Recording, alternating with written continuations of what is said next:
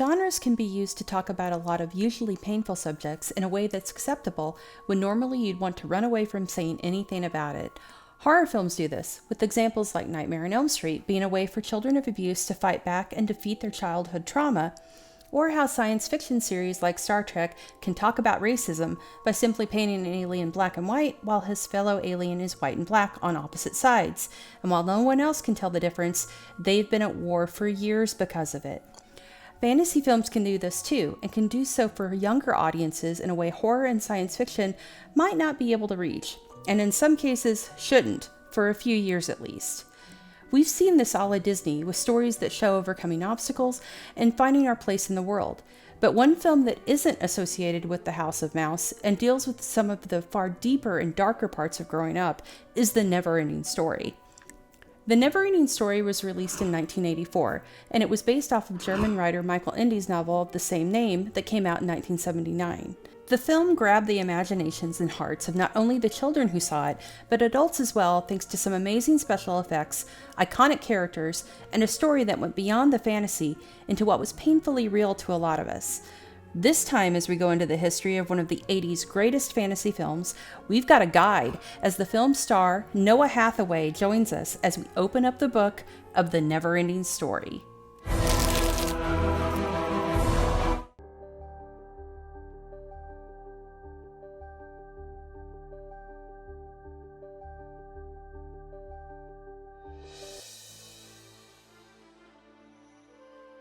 After Das Boot, German director Wolfgang Petersen decided upon The NeverEnding Story as not only his follow-up to that film, which, man, that's a switch, but it would be his first English language film as well. Many people think that The NeverEnding Story was an American production, but that's not the case. The film was actually the most expensive German production ever made at the time.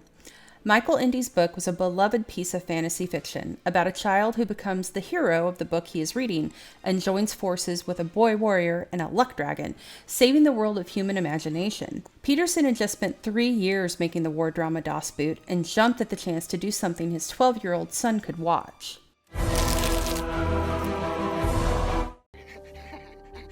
Yes, you're right. Those delicious rocks are the reason we camped here, all right? Is he a nutcase? No, he's a rock biter.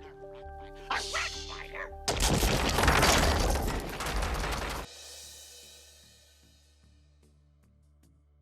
Ende began working with Petersen on the script and was very excited about the idea of the film, but soon it became apparent that the writer's vision for the film was not the same as Petersen's or the studio's. Eventually, things got so bad, Ende went to the press stating how he wanted the production to either be stopped or have the name changed. When that didn't work out for him, he actually sued the producers and lost, thankfully. The movie was shot for the most part in Munich on a soundstage. American actors Noah Hathaway and Barrett Oliver were cast as Atreyu and Bastian, with Iranian-born Tammy Stronach cast as the childlike Empress. Voice actor Alan Oppenheimer, who you may know as Skeletor, was busy playing multiple roles. He would not only narrate the film, but would voice Falkor, Gamork, and the Rockbiter. Gerald McRaney of Simon & Simon fame would play Bastian's father. Another familiar face would be that of the snail-riding Teeny Weeny, played by actor Deep Roy.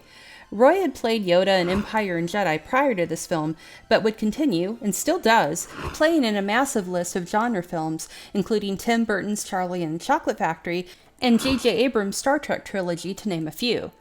Noah Hathaway would have a rough road of filming. At 13 years of age, he was the real focal point of the film and would be worked hard by Petersen. It was a huge undertaking for anybody, for especially a kid. You know, I mean, we shot for a year.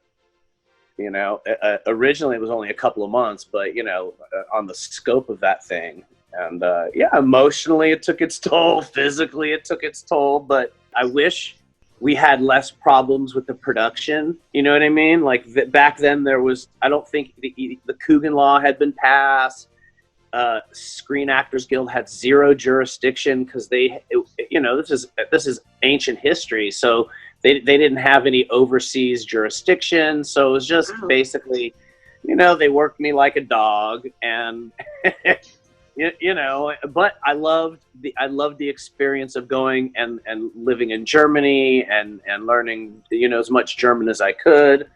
So all that was awesome. But yeah, there's ups and downs to that, you know? He'd be injured a few times during the shoot, being stepped on by a horse and also nearly being blinded by a special effect.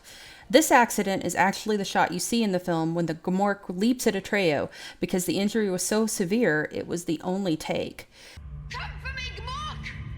I am Atreyu!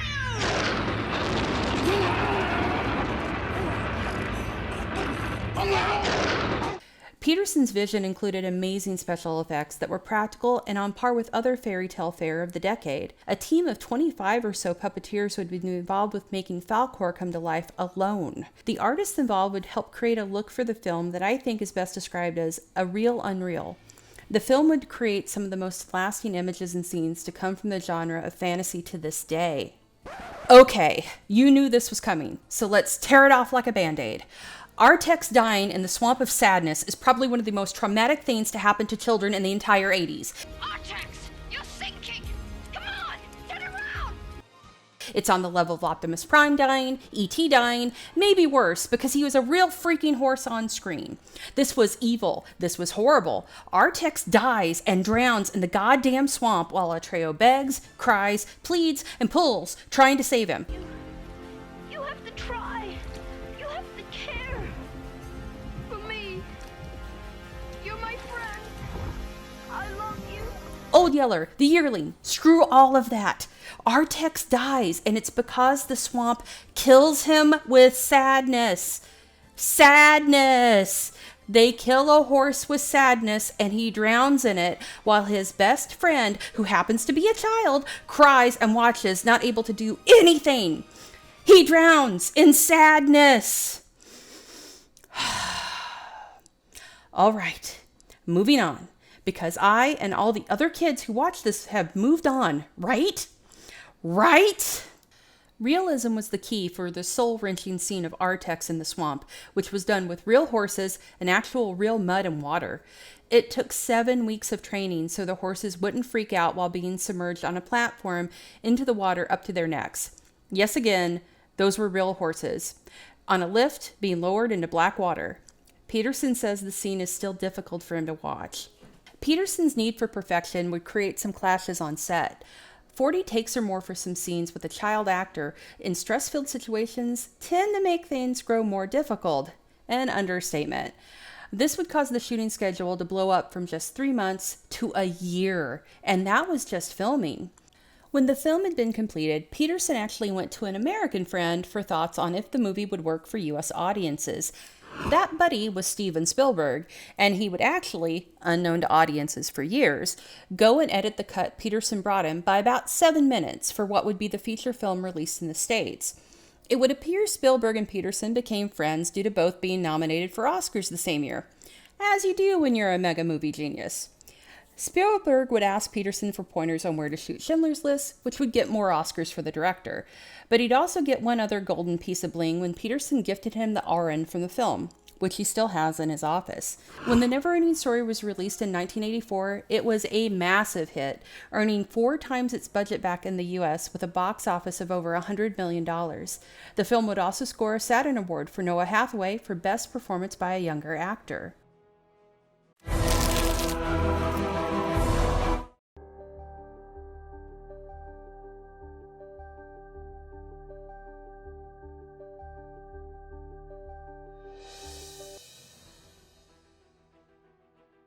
The NeverEnding Story is still to this day an icon of 80s fantasy. If you weren't aware, the duet between Dustin and his lady love in Stranger Things was the theme song to The NeverEnding Story, and I love it. The answer to a never-ending story.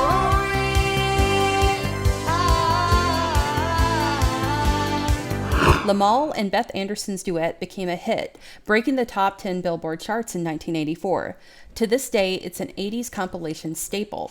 It would also be covered by various bands over the years. The song is actually absent from the German cut of the film, as are a lot of the synth pop sounds, sticking with the orchestral score by Klaus Dollinger only.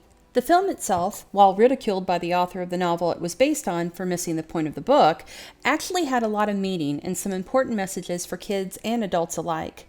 Bastian and his father are both dealing with the loss of Bastian's mother in their own ways. His father has become a workaholic, and Bastian is retreating into any world other than the real one because in a way he's lost his father too. Fantasia, as we find out in the film, is literally a world created by human imagination. The nothing is literally the death of imagination and dreams of people ripping the world apart. The nothing is depression, the loss of hope. Being dragged down into this mire is represented via the swamp of sadness seen with Artex. When Atreyu sees Bastian reflected back at him, both we and Bastian realize that Atreyu is who he is imagining himself to be while reading the book. Is it really me? He's a strong warrior, able to fight through the nothing and whatever is thrown at him, able to overcome the loss of someone he loved greatly and triumph in the end. The end of the film, with the Empress and Bastian holding the single grain of light within this now dark world, all that's left of Fantasia, shows that even when all seems lost, we just need that single bit of light to help us find our way. It's a beautiful metaphor and something that even we older and jaded adult versions of ourselves can appreciate and relate to. A lot of people just think it's a little dope fantasy movie, but the writer was very deep and he put a lot of meaning into it. And I get people who all the time, it changed their life, it helped them through rough spots, being bullied or whatever. Like it's rare that you find a movie where people, they meet you, they start crying, and they tell you their story about how this one movie they were really low and it sucked them out of it. And you know what I mean? All the time I get stories like that. So yeah, it's deep. The NeverEnding story is actually based on only the first half of the book itself. Bastian goes on some truly surreal adventures that, again, are on the darker side of fantasy, and it would pass that not one, but 2 sequels would be made for the movie. So I guess it's time to talk about those. The NeverEnding Story 2, The Next Chapter, was released in 1990 after the last of the legal fighting with Ende was over and a very long pre-production. So long, in fact, the original leads were all replaced because they were too old. Again, shot in Germany by director George Miller, not the Mad Max guy. This film is not on the same level as the first in either budget or enjoyment. It does follow some of the plot of the second part of the book, though, and shows just how much of a little bastard Bastian was in it. This time, the emptiness is threatening Fantasia, and in his battle to help save the kingdom, Bastian must make wishes with the Orin, but every wish costs him one of his memories. It's an odd plot choice, and the film isn't able to carry the same level of magic the first one had. And at one point, Bastian manages to kill Atreyu after being tricked into thinking he was his enemy. Oh, Bastian, you putz. Of course, he gets brought back to life at the end, but still. The film was a box office bomb, but that's nothing compared to... I'm not talking about the third movie. I won't. I can't. Fine. The NeverEnding Story 3 was for whatever reason released in 1994.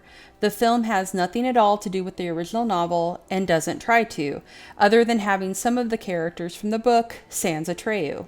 Why, you may ask? Because this movie takes place, for the most part, in the real world. Because that's what I watch these films for, right? Not the amazing magical world of Fantasia, but a suburban high school. This was due, no doubt, to a lack of budget. The steady decline of the franchise can be represented with what happened to the beautiful and majestic Falkor. This is Falkor from NeverEnding Story. This is Falkor from NeverEnding Story 3. I just came from there. Everyone's acting crazy there, too. I mean, that's all you need to see and hear, right? Hee-haw Falkor. Just why? It's not a surprise that a lot of people don't know a third film exists. Yes, it was one of the first major film roles for Jack Black, but just keep looking at that picture of Falkor and realize what you are missing. You'll be okay.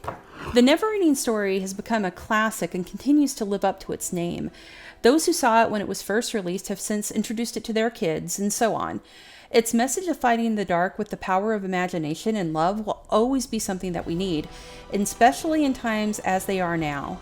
Fans celebrate the film, even that scene. Fans get the image of the Arn inked on them forever. Artists are making Falkor dolls. Note to toy makers, we need a baby Falkor. Only he can stop Baby Yoda.